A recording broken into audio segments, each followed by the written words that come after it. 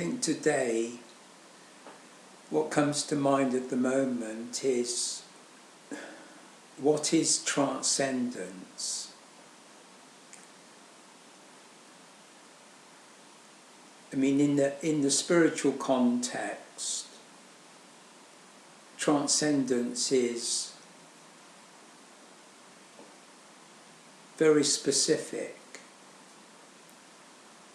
I think there's no doubt in people's mind who are serious about spirituality what transcendence actually implies. But of course the interpretation of it could vary. But I think really we all know that it means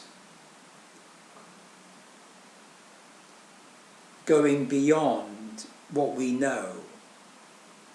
And what we know is the conditioning of the world we live in, the outside world, and the inside world of the psyche. And often transcendence is seen as synonymous with surviving death. And then there's the idea of reincarnation, where you survive death, but you're reincarnated because you have still work to do on yourself in terms of your karma, which I'm saying is synonymous with the human condition, with being embodied. That instead of seeing karma as something to do with a particular condition, I'm rather saying that karma really covers the whole process of the human condition. You know, because we're born as children into the total field of the psyche and the body and consciousness from the very beginning, and that's the field of conditioning that influences us, and that Buddhism says we have to transcend our conditioning in that general sense. So karma is something you might say is to do with the embodied state, and it's to do with the world we live in.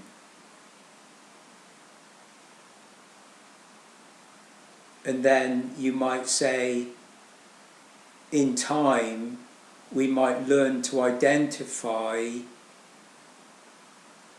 our own karma as individuals. And of course, there will be a resistance to that by the ego, who wants things for itself, becomes self-interested. So we're conditioned at a very early age to make the world in our own image, as it were.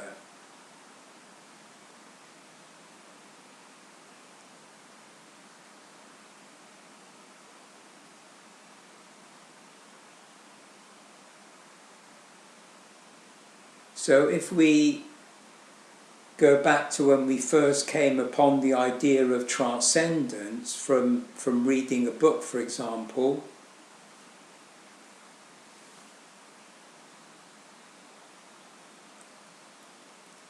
then that impression, that image, that memory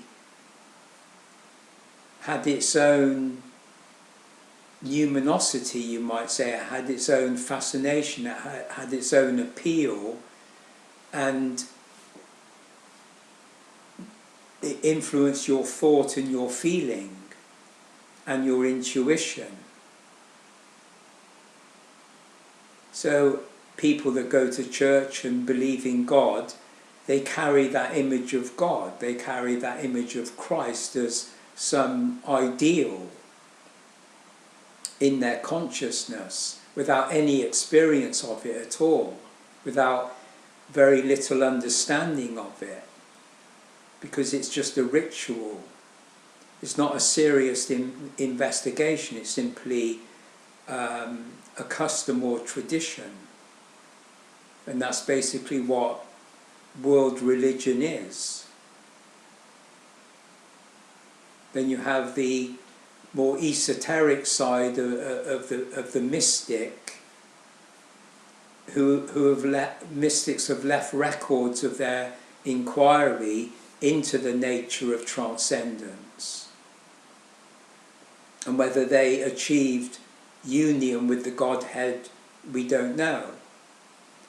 But still, their systems of knowledge do check out with each other. So you can generally, from a consciousness point of view, you can more or less trust what you read.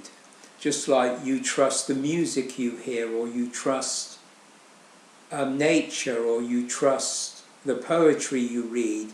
There's what they call a canon. So there's a canon of sacred texts that more or less is a kind of roadmap, i.e. the way, which is the Tao, for example, or Jesus saying he is the way, the truth and the life.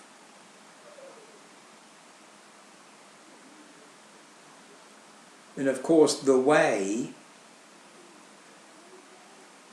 is what begins the spiritual journey. You could say that however you came upon the idea of transcendence, you feel you're on the way.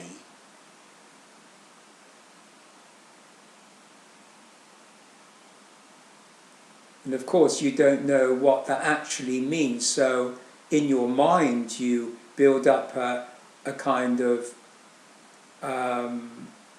narrative of the way, like in your life story, or the kind of knowledge that you're exposed to. You build up a kind of pattern of recognition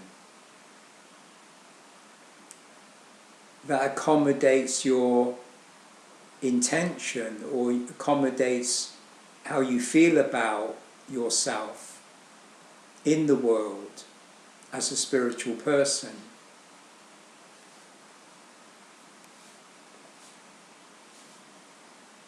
So you might say, until you actually do transcend, then the term transcendence in your consciousness will remain at the level of the ideal.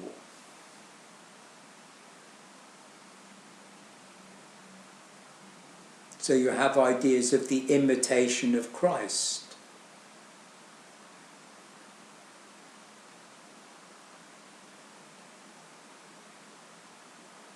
So you live according to your own experience. You live according to your interpretation of that experience.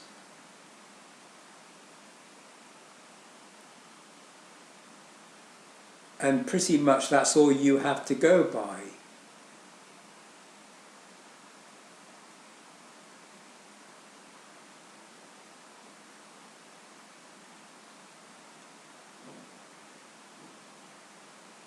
Of course, whether the transcendence in itself is an absolute, or simply the next stage up, as it were, as they say in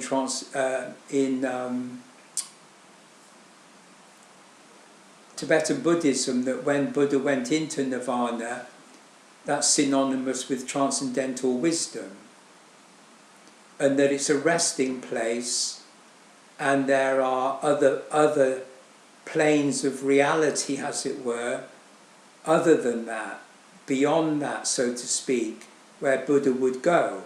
So you might say, if you think of nirvana as a resting place, then you could say that's a kind of home base, that's the kind of source of the self, because it's synonymous with self. It's also called Buddha essence. It's called All Foundation. It's called Body of Wisdom, or Diamond Body, and Shunyata, emptiness. So however in your consciousness you conceive of the Transcendence, which is your kind of lodestar. So if you imagine the lodestone magnetically oriented to the lodestar, which is the pole star, the North Star, the guiding star in the heavens, as it were,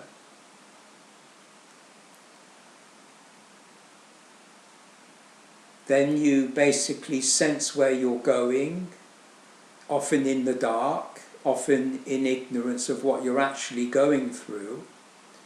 You know, so you, in your life, you may be in university, you may be in a career, you may be in a marriage, a relationship, in the particular place you are, the kind of books you read. They're all like a mirror of where you're at, what you're meant to be looking at, what you're meant to be facing as the karma life brings before you. And of course, in a relative sense, you have to transcend and integrate what is problematical, what's difficult, what's the obstacle on the way.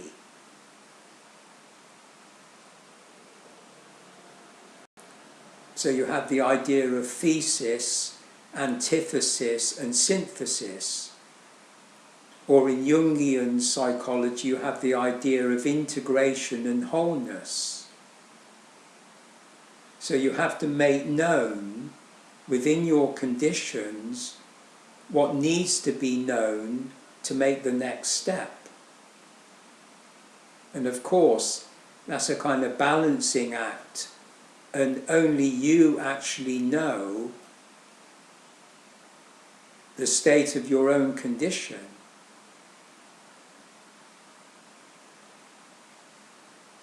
And then there will be moments of satori, moments of enlightenment, moments where you see clearly, you gain an insight, say into a relationship that you're emotionally bound up with, and there's a kind of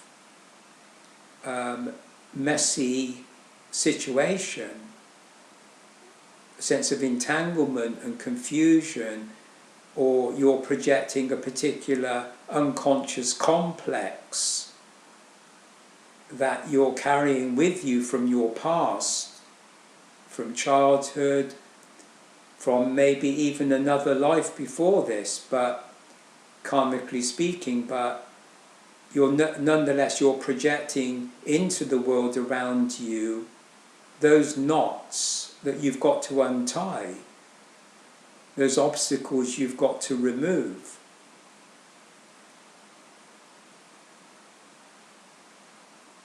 And there are some that are, you might say, transitory. There are some that are chronic, that they're always cropping up. And there are others that seem to be impassable. So in Jungian psychology, often you reach a point where there is an impasse, and you find that in the I Ching as well.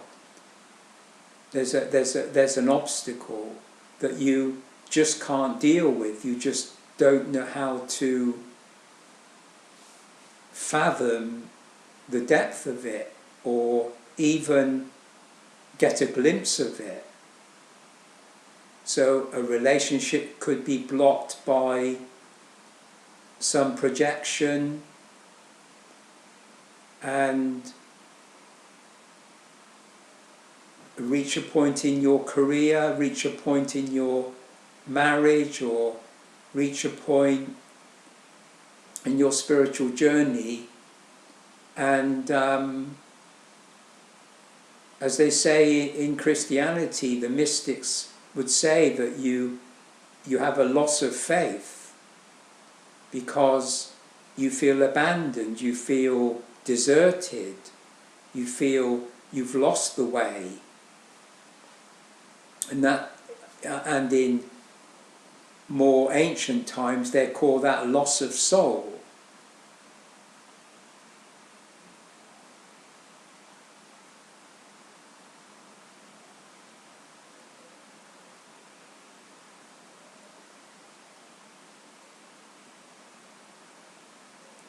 So a very important perception or subtle perception when you're dealing with this is insight. And insight is referred to as Bodhic insight, Enlightened Insight, which in a sense could be synonymous with Satori. You get a moment of insight, and it's also intuitive wisdom. So you see through the veil of Maya, you see through what is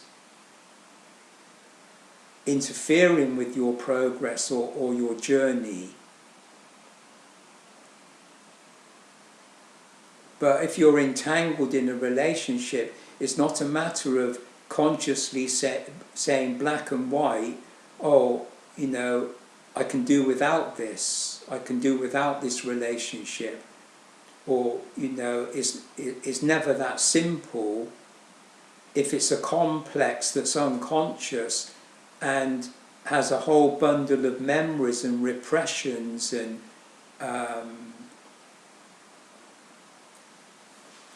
memories that are stored at a very deep level.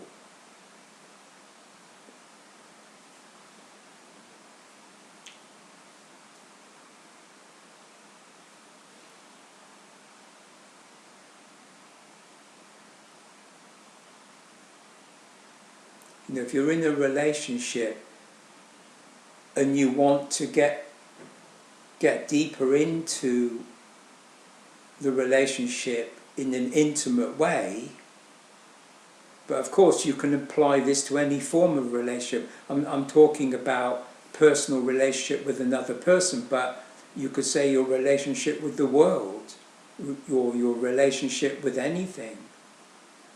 That you need intimacy and insight, but I'm saying that if we take the ideal of love as an aspect of the spiritual life, the ideal of love, which is to incarnate the Bodhisattva Maitreya, for example, or Christ. So you feel your life is lacking love, or the world is lacking love, and you want to know what's going on, you know, and you've got all the psychological aspects of conflict, hatred, all kinds of division, persecution, suspicion, mistrust, and that goes on politically and it goes on personally. And you think, how can that complicated situation, microcosmically and macrocosmically, inwardly and outwardly, you know, how can you begin to clarify that mess? And if you reach a point of your life in the world, in general, or in a particular relationship, and you reach that position of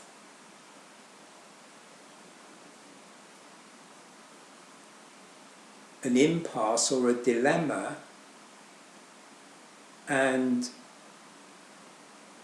there seems to be little cooperation because there's a profound sense of ignorance of what actually is dividing people, collectively or or personally.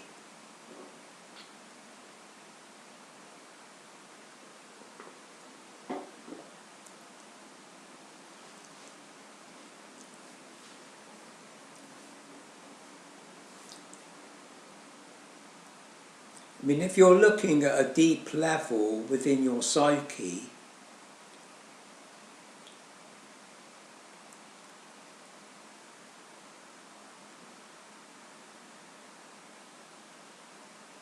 and your attention is given, so that means your consciousness focused as attention on a particular area that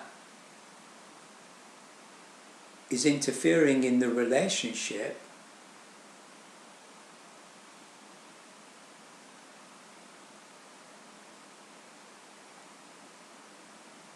then in the Jungian sense you're supposed to make that conscious. So you try to form an image in your consciousness, at least get an idea of what you're talking about. But say, for example, if you take the realm of politics and diplomacy, Russia and America in the Cold War, for example, or any major division in the past, in history, you think there are endless conflicts and based on hatred and that kind of thing, religiously, politically, etc. And you think time and time again there seems to be a transcendence of that problem, and then it recurs, it recurs, it recurs. So you have, the Buddha appears, then Christ appears, and very creative people, intelligent people, mystics, all trying to resolve the kind of problem of love, as it were, or the problem of truth, or the problem of justice, and it hasn't been solved. It hasn't been solved in the individual, and it hasn't been solved in the world, collectively, socially. And you've had endless philosophies, endless psychologists, and now you've got your kind of genetic engineering and whatever they're doing in that area, and people trying to isolate the problem. What is it in the human psyche, in the human consciousness, in the human condition as a whole? What is it that's preventing love? And of course, love is an ideal, you might say, as a kind of ultimate condition or ultimate state, love. Of course, we formulated that in our memory, and we have images of Maitreya or images of Jesus as signifying that principle. And we have this feeling that it is possible to bring the healing of the wound, of the division.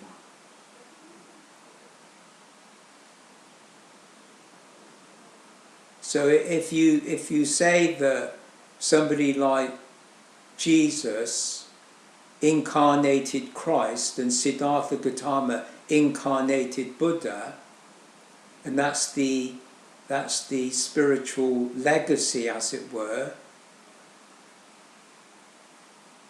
not knowing those people, we don't know those people, we only know what's in a book, so we don't actually know what the incarnation of love looks like. Nonetheless, that's the spiritual tradition, and we work towards, you might say, the resolution of our own karma, which of course would involve transcending the limitation presented by karma, which would be the human condition of ignorance, the human condition of disorder, the human condition of limitation and imperfection. So by removing karma and moving into transcendence as Buddha, then he comes back into the world in an illuminated state.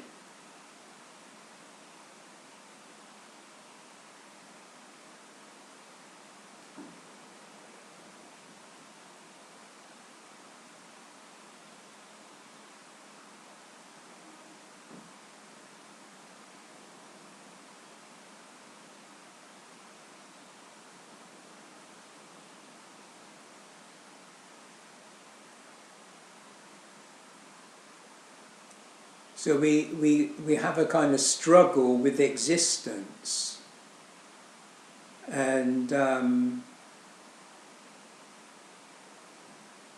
each person is obviously focused on what they're focused on, and most people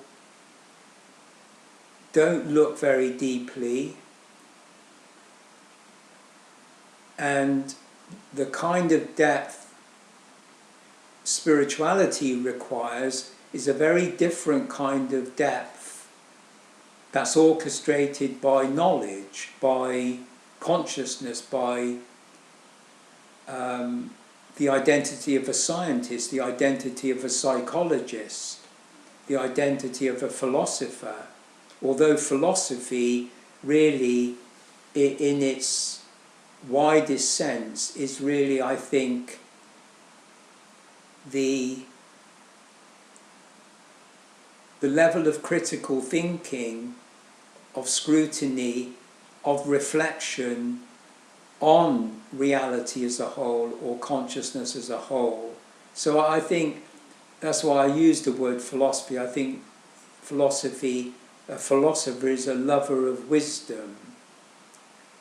And that's what we're talking about. We're talking about not the level of knowledge, the depth of knowledge, which is culture, but we're talking about something transcultural. We're talking about looking at a depth within ourselves as a whole,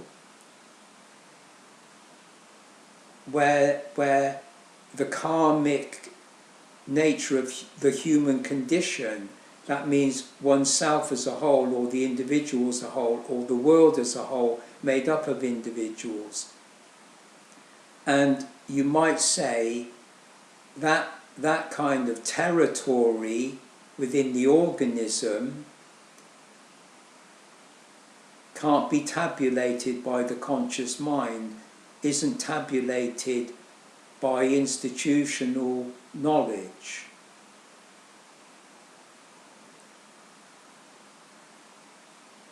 And yet the record is that you can directly experience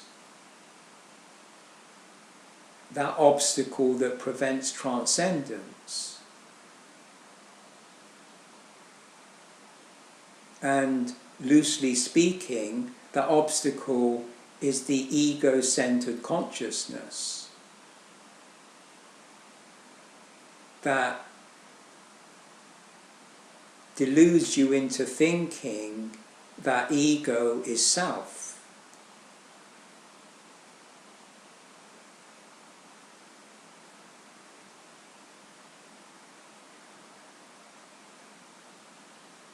And being true to yourself is a form of transcendence.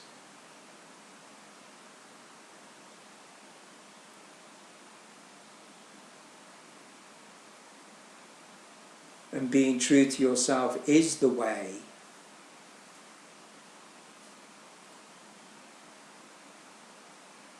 And being true to yourself is really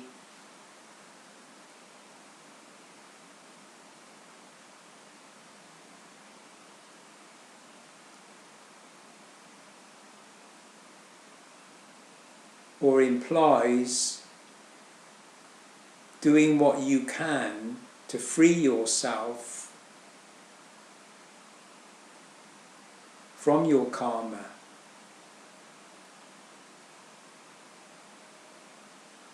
which is the realm of self-deception in consciousness.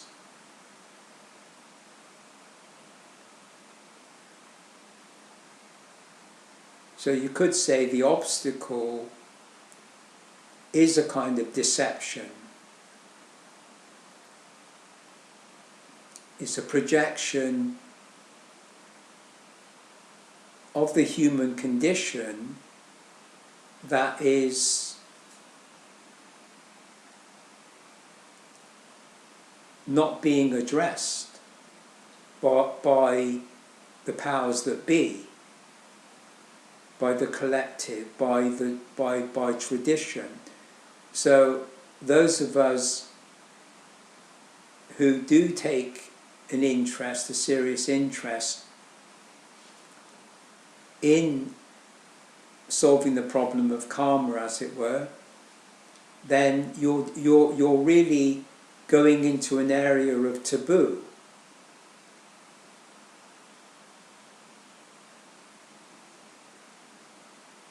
So there's something going on in the human being, as it were, the human condition, in the world and in oneself, that is off limits.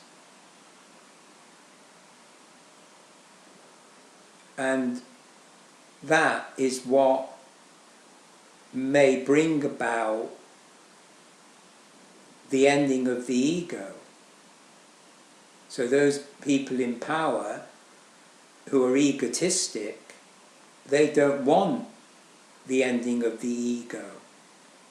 So they're going to censor any process of inquiry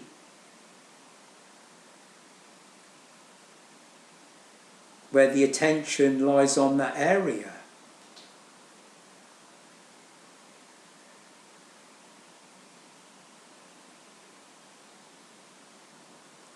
So if ego-bound consciousness is Maya, is the veil of illusion, is self-deception, and the true self is being ignored, overlooked, or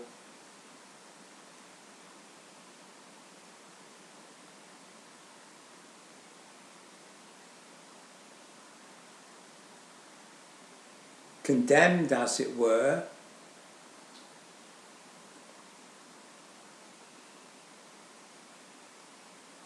then in a way it's a dangerous occupation.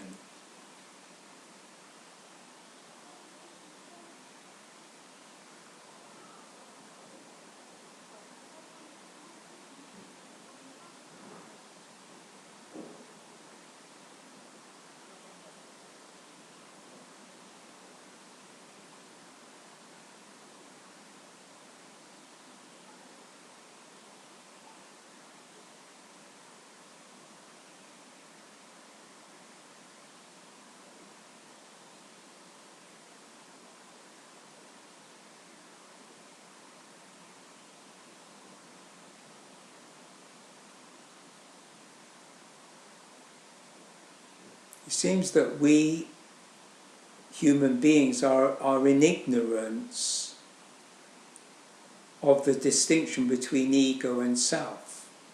That's how the child grows up, in ignorance. It's moved away from the true self into ignorance.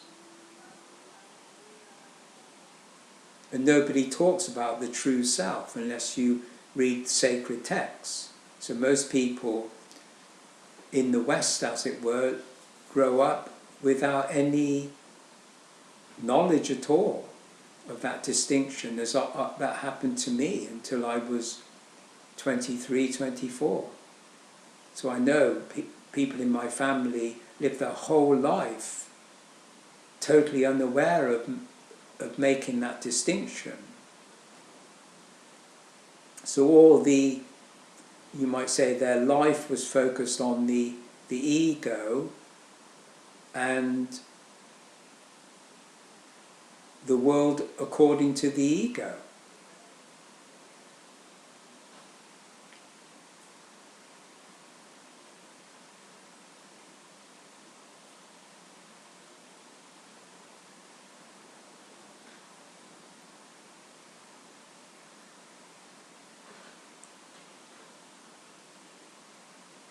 I'm trying to try to be more precise about, it's like the X factor, you know, the missing link, as it were, in the chain, in the nidana chain of karma.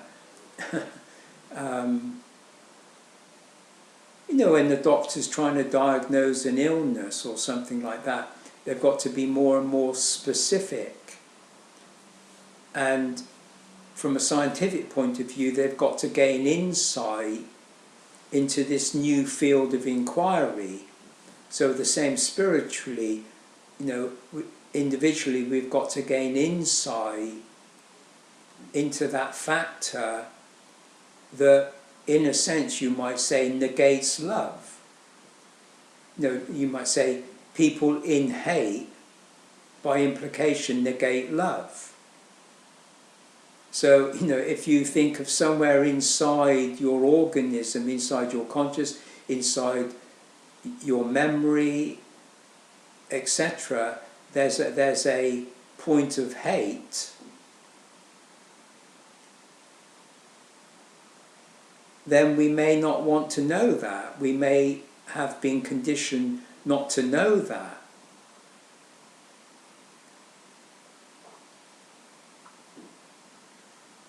And what happens is, for example, when something really bad goes on, then we project the idea of evil onto the world, or onto something inside consciousness or the psyche, the image of a devil, or a projection of a devil outside of ourselves in the world, a dictator or something, or somebody psychopathic.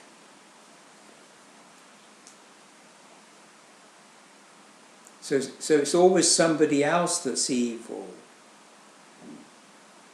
And if you feel hatred in yourself, there might be a sense of self-loathing or something, or self-hatred.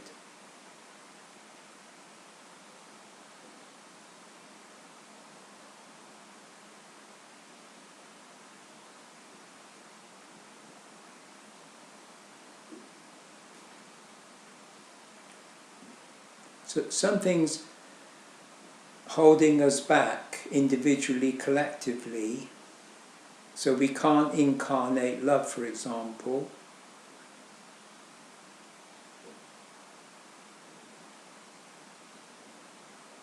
We're preoccupied with self-interest.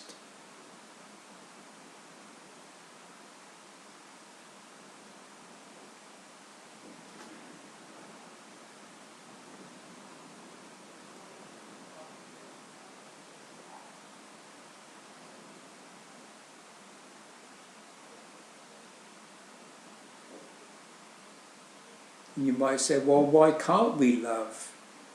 What's the problem? Why can't we love? Know somebody intimately, and you're living together, etc., and you have children,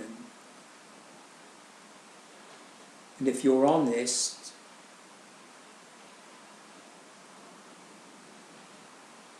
is there love in that relationship? I mean, you can have lots of identifications in consciousness with what might be love.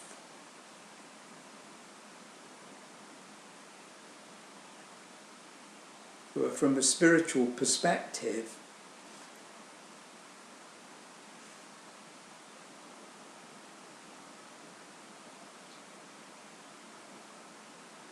you might say, if we were in the position of self to self or one to one, then that would be love. There'd be no division, no interference from consciousness, ego, identity, projection.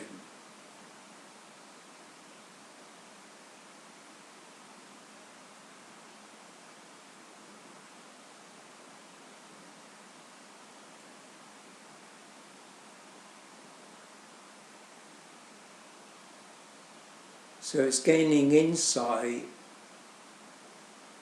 into an area, you might say, that's not prescribed by culture. It's like you're on your own, the mystic, as it were, is on their own.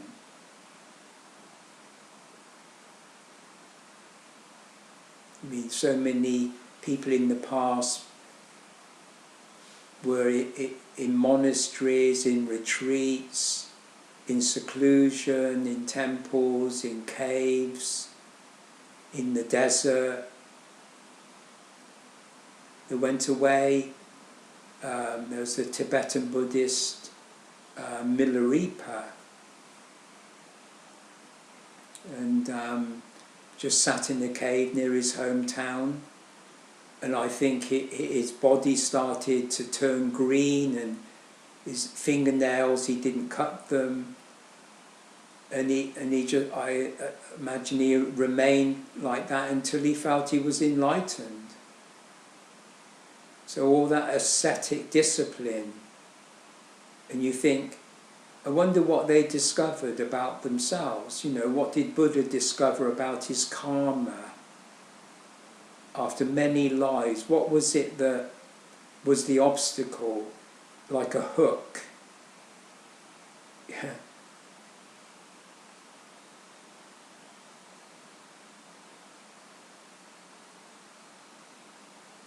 That kept him from liberation. And as I say, we don't know what it was for him.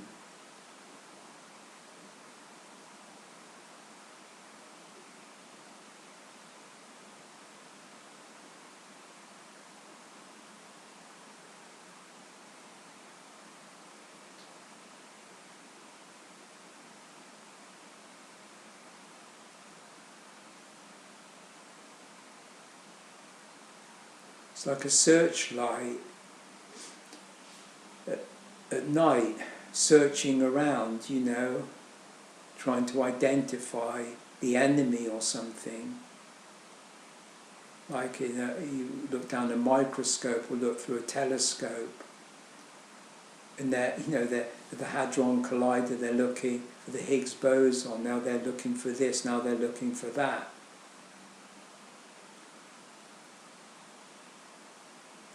And what are they looking for? I mean, what really is the scientist actually looking for? A theory of everything? The ultimate reality? The Platonic ideal? No, I think they're looking in ignorance. I think they're acting out of ignorance. And I think all human beings in their consciousness are born into ignorance. And I think we're all acting in ignorance. So we only believe what we're doing, putting a man on the moon and understanding the quantum field, or, you know, painting the Sistine Chapel or building the pyramids. I think that what we call culture is born of ignorance. It's not born of the truth. So the truth is always some elusive ideal that we're looking for, i.e. the ultimate reality. And spirituality is just the same. People in the spiritual tradition feel that they've discovered ultimate reality, the transcendental reality. I mean, nirvana in Tibetan Buddhism is actually known as reality, the all foundation.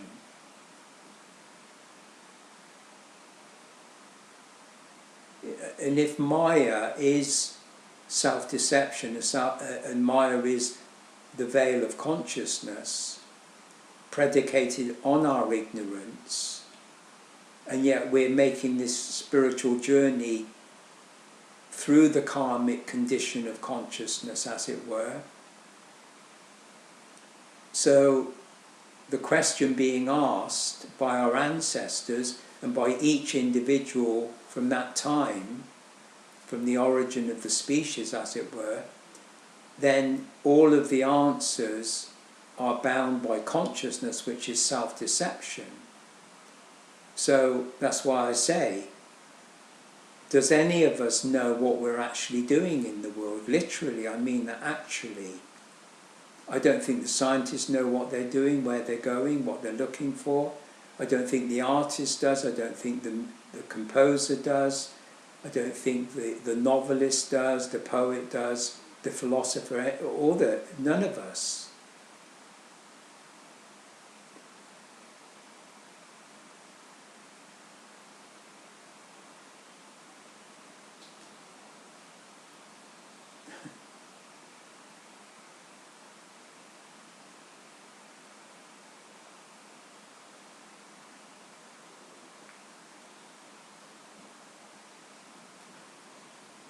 So you might say the field of knowledge, which is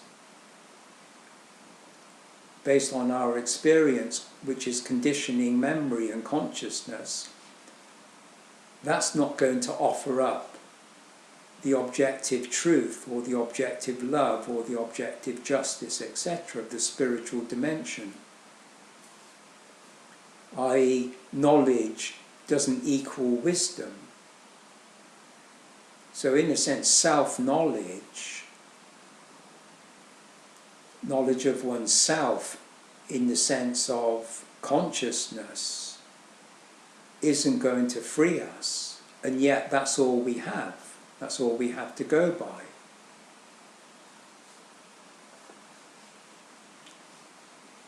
I mean, my own awakening into self-awareness, which I saw as a kind of freedom from consciousness and ego,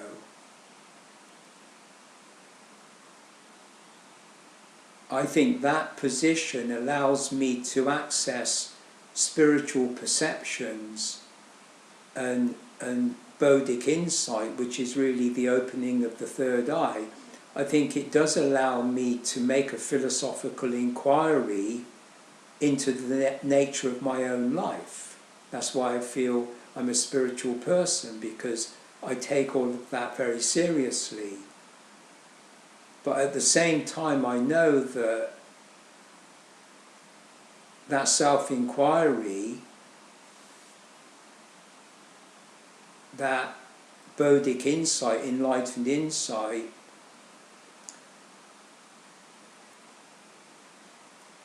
isn't simply about resolving the problem of consciousness.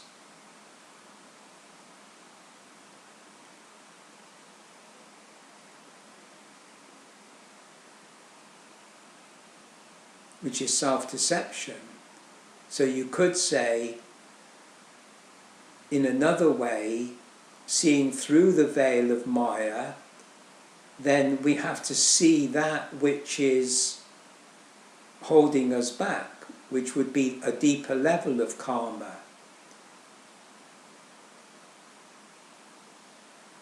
You know, if you think of reincarnation, for example, say in your past life, you've done some immoral thing or you've killed someone, and that's on your conscience, but it's at a very deep level of repression in your memory, and you die without resolving that problem, and you're born again with that mark, you know, the mark of Cain, as it were. And you live your life and there's something wrong, your relationships don't work and so forth and so on. And what does it mean to remember that you've killed someone? What does that feel like? What does that, not the literal remembrance necessarily that you've killed someone, but what kind of mark does that leave in your memory? If you believe in a continuity of consciousness from life to life, just as we inherit physical things, we inherit psychic things from our parents and ancestors. So if you've brought over something, and if you say the killing of another person per se is evil, is an act of hatred, an act of conflict, and really an absence of love. So on the positive side, you could say it's an absence of love. On the negative side, you could say it's a process of hatred or fate. So if you think of love as kind of destiny and hate as fate, then you're fated to carry that hatred, that evil, that killing instinct, as it were. And if you think of the human species as being very predatory, because we're in an animal body, and the limbic system is based on instincts of aggression, then you could say that's a kind of handicap for spiritual development, as it were, or the development of love within the human condition. And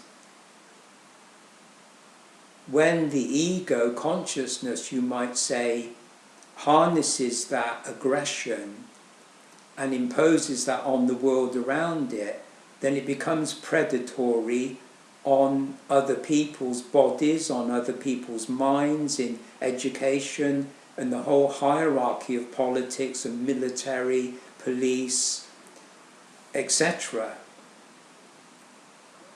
So you might say, collectively, within each individual,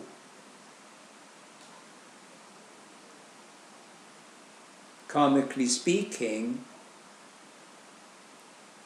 paying attention, gaining insight into the X factor that is preventing love from incarnating within the individual, then if that's specified by a kind of hatred,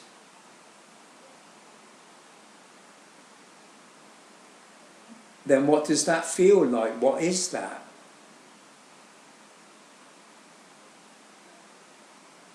Is that what's preventing the individual and the world in general from going forward, from having a total revolution of consciousness? As they say, moving from an ecologically insane society into one of paradise, for example.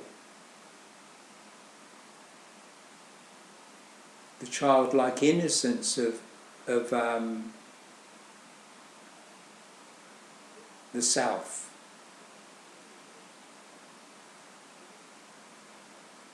See, even though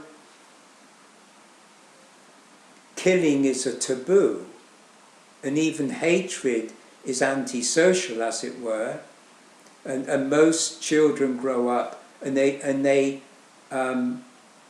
due to their conditioning, their kind of moral conditioning, and law and order and everything, we don't kill each other most of the time. And yet there are people manipulating the political situation in order to kill each other, or there are serial killers, etc. But most of us don't. Most of us don't think of killing each other. But nonetheless, that doesn't mean to say that individually we're carrying something within us that's preventing love from coming into our to being embodied. So we're all culpable in a way within the human condition in terms of the absence of love. Whereas people want to project the image of evil onto other people in all forms of division and conflict between countries, between religions, between families, between whatever. And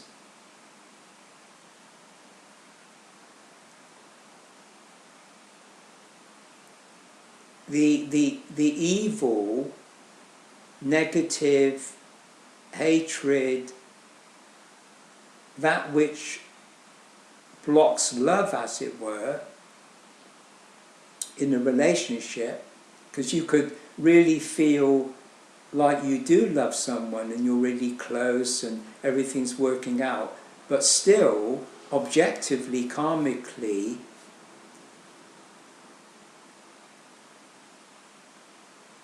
there is a problem with transcendence. And in transcendence, you naturally imply coming back into your body as Buddha with an element of truth, with an element of compassion, with an element of love, justice, etc. And that's a very good reason why we should transcend ego consciousness, in order to revolutionize the world, redeem the world, put it right with the way, with the Dharma.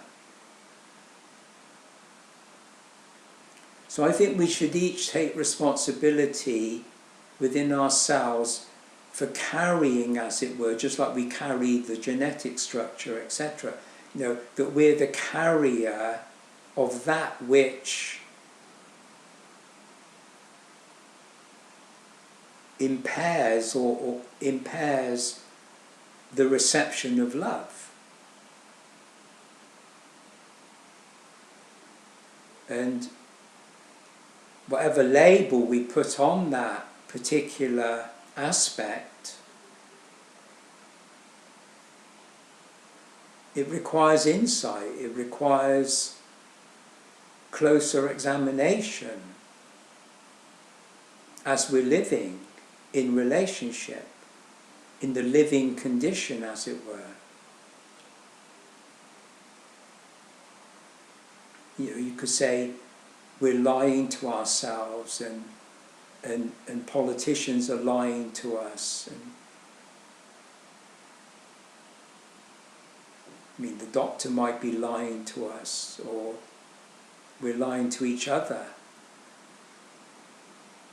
about what we're really feeling, what we're going through, what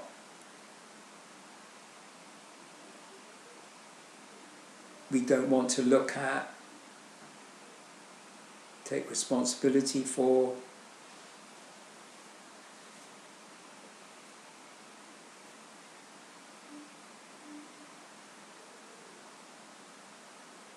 And we can say, oh, it's all about egotism, that's what's blocking us.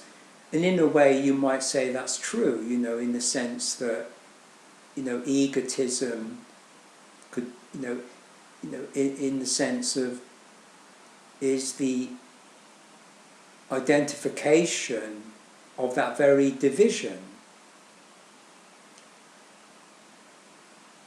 Because whatever we're looking to see, it has an identity. And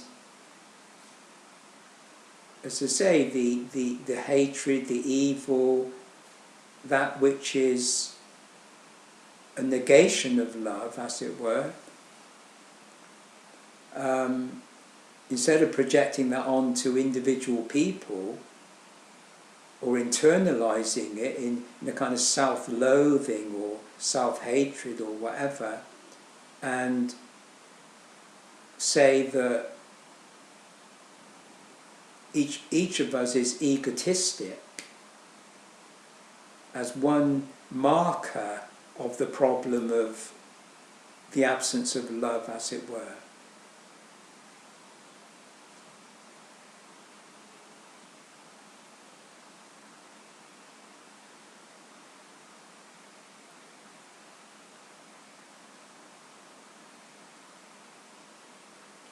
By, say, accepting or recognizing that one's egotistic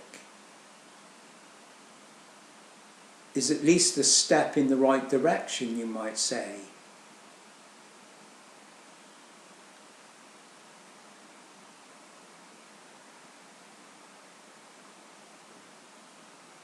At some level, we want the world to be in our own image. We want another to conform to us. And the political leader wants you to conform to that. Science wants the world to conform to its belief.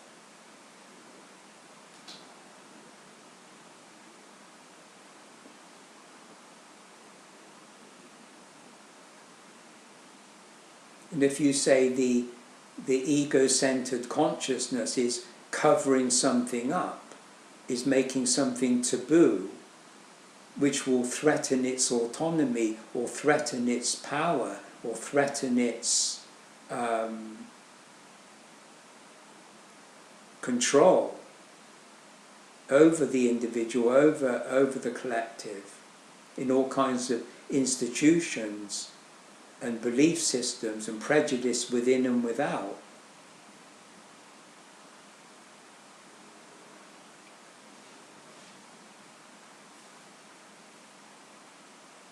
So there's something we don't want to know about ourselves, there's something we don't want to see in ourselves, and that traditionally is covered up. It's as if collectively we're all lying to ourselves. Collectively we either are ignorant in a naive way, as probably most people are, or we're ignorant in a concerted way, so that there are people, you might say, in power that very well know what the issue is.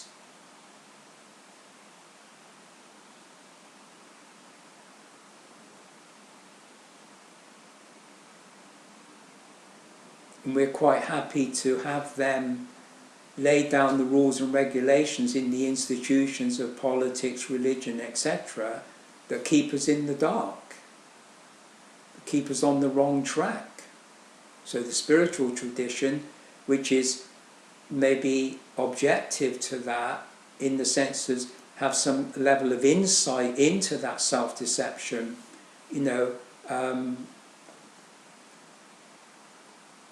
are people that do want to be responsible, that do care, that do see this importance of love, for example, truth, coming into the world. And of course it's not coming from the consciousness, it's not coming from our body, and it's not coming from our psyche. And that's why the transcendent, this other dimensional idea, that is the source of the spiritual perceptions and the spiritual values.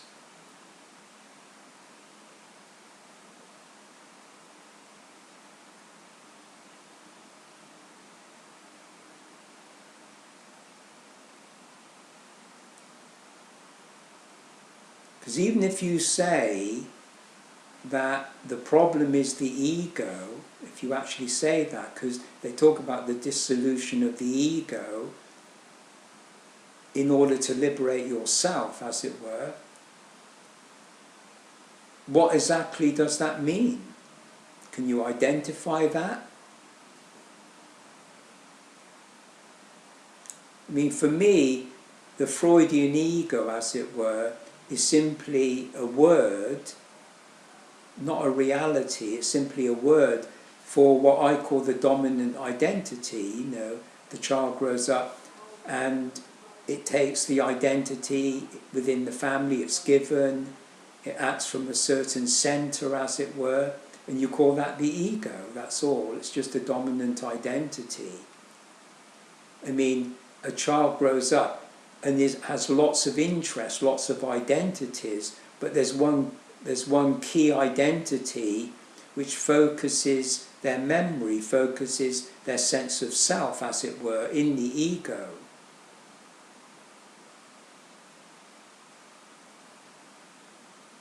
So what do you blame, as it were, within your own consciousness? Which identity you're going to blame? It's what people do in the world. They're blaming each other, different identities, but it's each person's ego that's, you might say,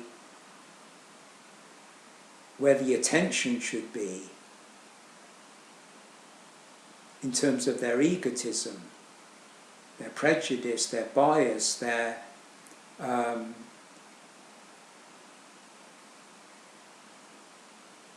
manipulation, control.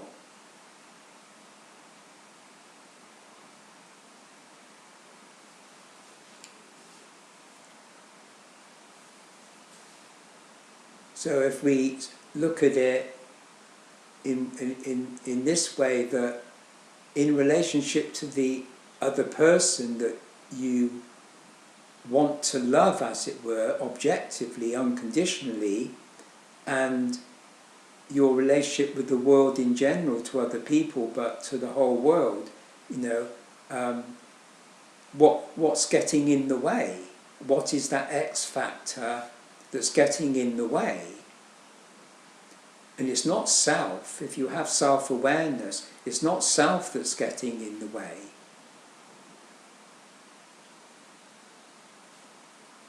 So obviously it has something to do with consciousness, what's to be identified with consciousness. And yet making that known to consciousness, making it known to yourself in terms of self-knowledge within consciousness, seems to be very difficult, extremely difficult, individually, collectively, because of the profound ignorance of our social conditioning, not to look in that area, not to investigate. And those people that have investigated and found a solution, as it were, we don't know those people, we don't know what necessarily that means for those people. What does that mean? And it seems to be only known to those people that say they've done it. So we're really on our own. Each person has to go it alone, like Jesus and Buddha. They seem to have been people that were on their own, and when they appeared on the world stage, Jesus at the age of 30 and Buddha at the age of 36, so it said, where did they come from? What was their background? Nobody knows. I mean, they just appeared out of nowhere and gathered around them a few followers and taught, and tried to share their wisdom, as it were. And that's it. That's all we know. But it seems to me they must have done it, whatever they did, to enter into transcendence and then to incarnate truth and love, etc. Then I think it's saying that it is a very individual affair that is taking place within the solitude of yourself, not necessarily the solitude of a literal cave, but the solitude of yourself, in the countryside, in the city, whatever. And I think it's a great challenge. I find it very positive, I find it very intriguing, I find it fascinating. I don't see it as, I don't colour it in the negative.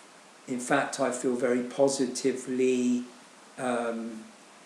empowered to take on the challenge of karma, to take on the challenge of the absence of love in the world and in oneself. I mean, that's really essentially what I'm living for. Which in a sense you might say, the human condition being karma. Of course that's what we're living for. We're living to liberate ourselves from karma, and karma is simply the human condition predicated on the absence of love.